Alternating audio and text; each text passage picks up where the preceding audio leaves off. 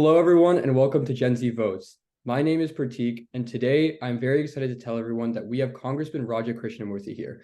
The Congressman represents Illinois' 8th District and has been serving in the U.S. Congress since 2016.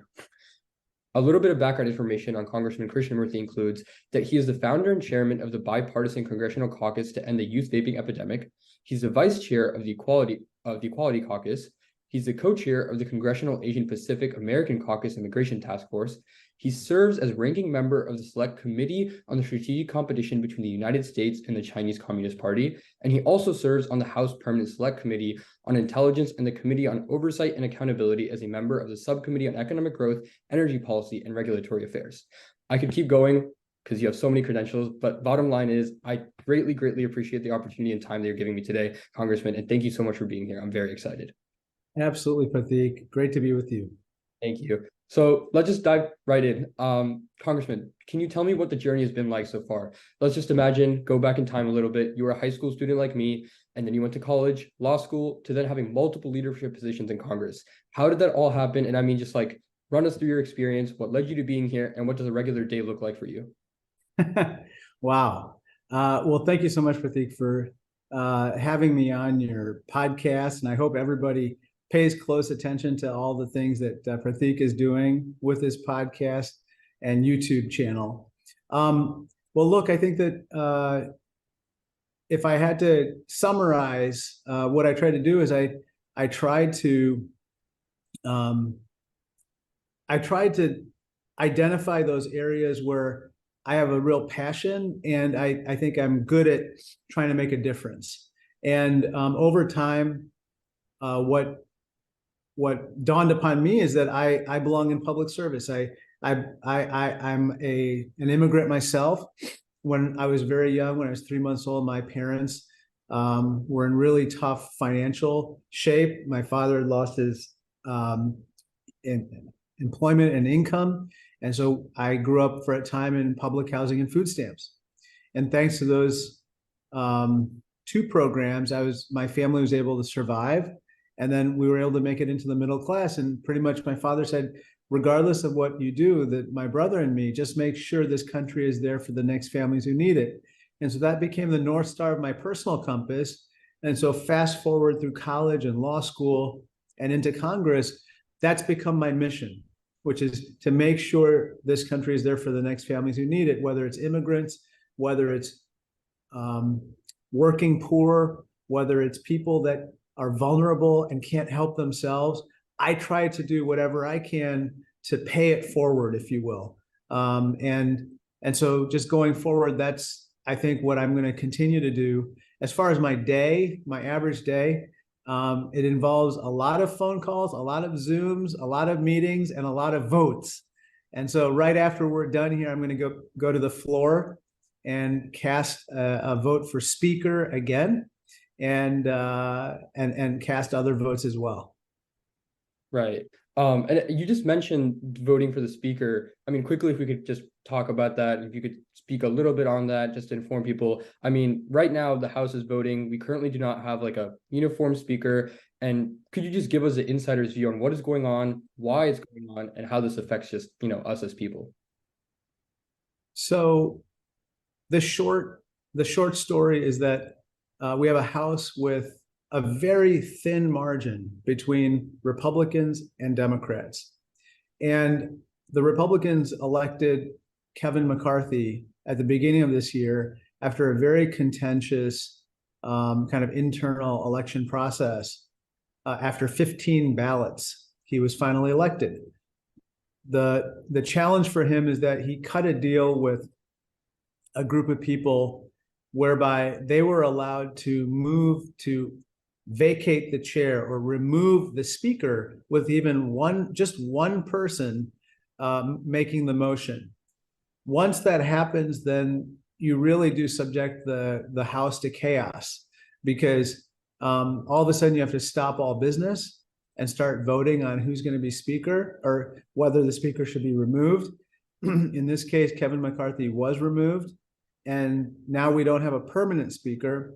And so, essentially within the Republican caucus, they are extremely divided about who should be the speaker and what they should do going forward. Right.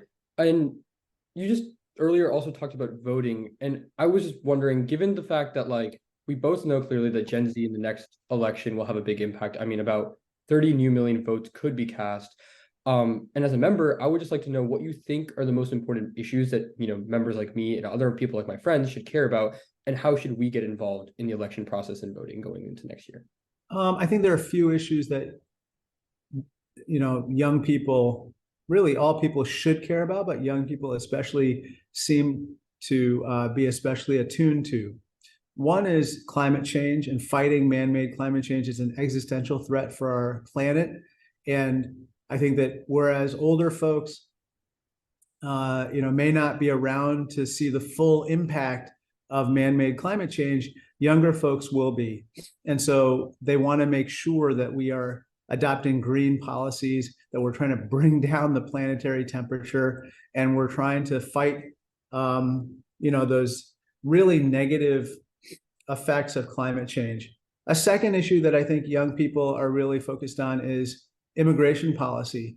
It turns out that future generations of Americans are going to be even more diverse than current generations, and one of the reasons is that immigration has continued to fuel demographic change and made the country more diverse. But there are people who want to turn back the clock and stop the type of immigration flows that we've seen in the past. First, they talk about obviously illegal or undocumented immigrants, and we're always concerned about that. We want people to come here legally, but even with regard to legal immigration, it seems like they aren't willing to do what's necessary to reform and to make it easier.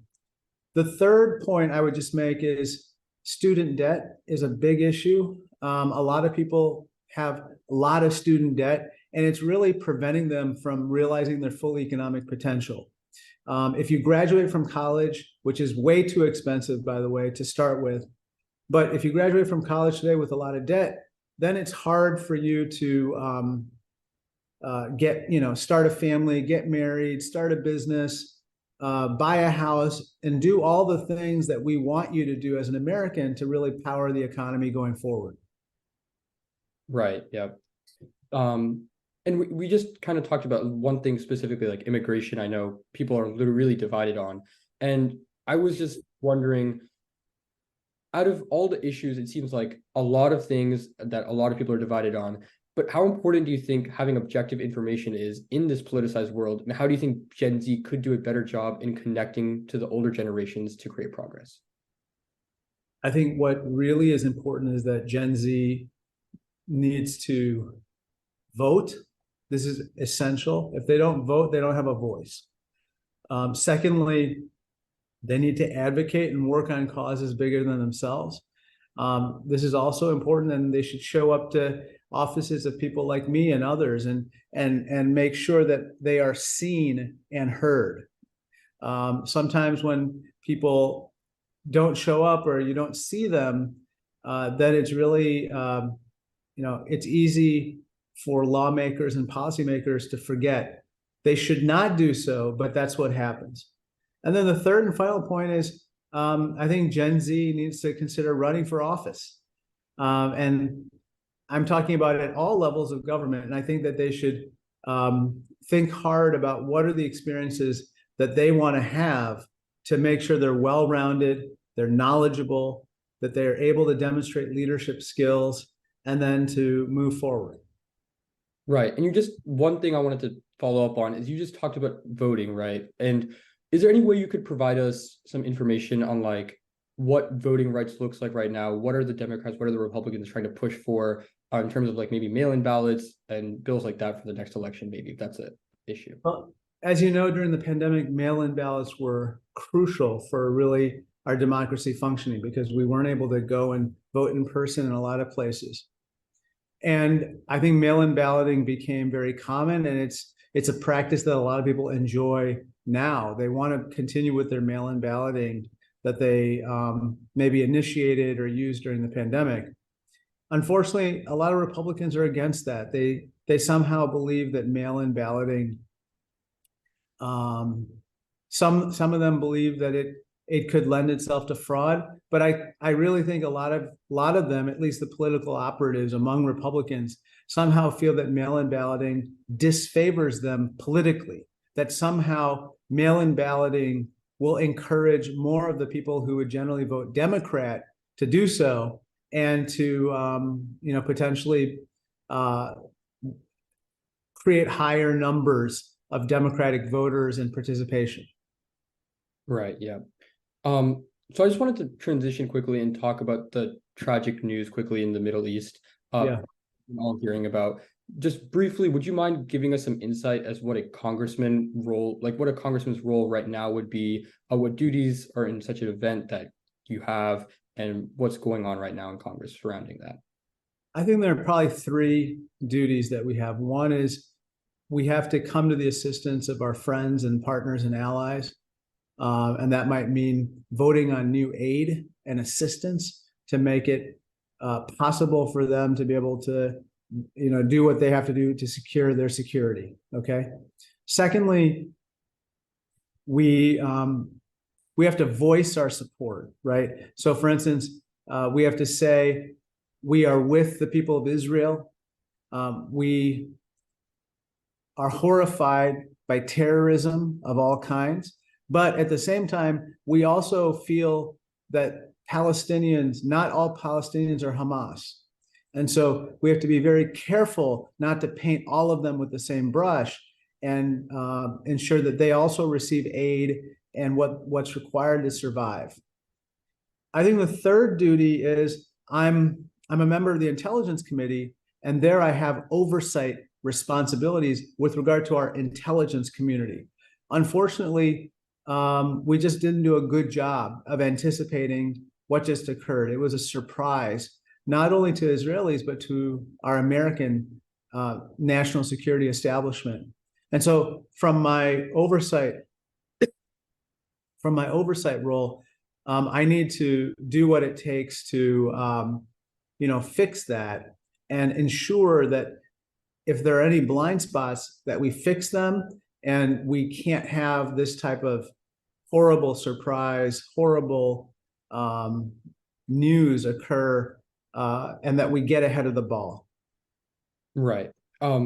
Quick follow-up on that, because I know you do have to go soon. One narrative is that increased aid towards Israel right now, or generally that direction, may distract the US from focusing on China. And I know that you have also obviously a lot of expertise on that area. Do you mind just speaking about that, maybe if that's true, if that's has any validity to it?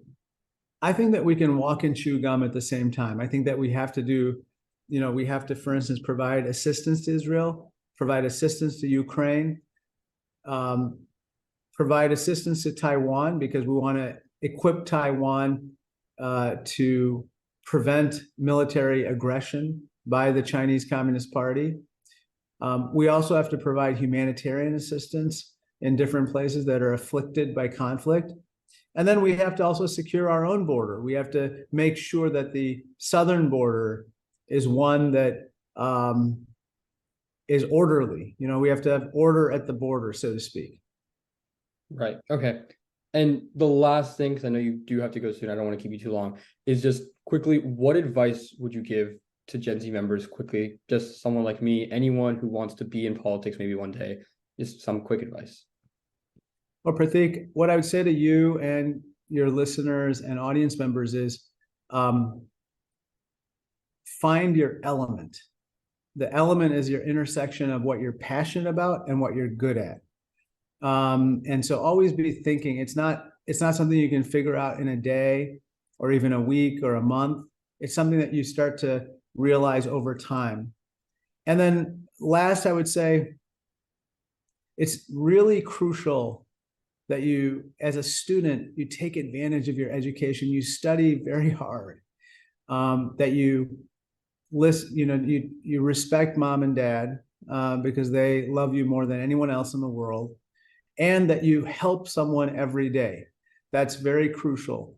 Helping someone every day is how you develop your public service muscles and your leadership muscles.